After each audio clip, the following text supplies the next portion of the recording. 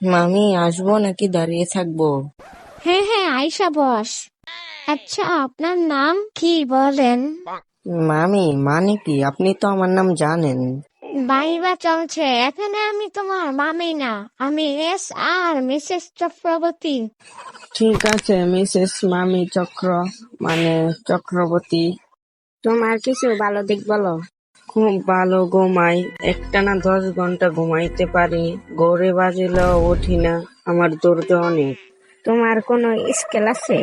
জি, আমি ইউটিউবে 3টা ভিডিও দেখে আসছি কিভাবে ইন্টারভিউ কথা বলতে হয়, তো স্কিপ করছিলাম কারণ অ্যাড আইছিল। ধন্যবাদ।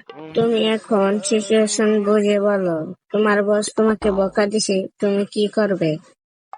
আমি চুপচাপ বাসায় আইসা পড়বো, তারপর আপনাকে বলবো আপনি গিয়ে বসকে একটু বুঝিয়ে আসবেন। বাহ, অফিসে তুমি আমারে মায়ের মতো লাগাবা বুঝি। আপনি তো বলতেন তোমার সব সমস্যায় আমি আছি। আছি মানে এই না যে চাকরি করতে হবে। আচ্ছা, আরেক প্রশ্নে যাই। আসলেই কি চাকরি হবে না? তোমার একটাই সমস্যা, তুমি গেট করলে সবকিছু পেয়ে যাও। তাই তোমার জন্য আমি একটা চাকরি জোগাড় করছি।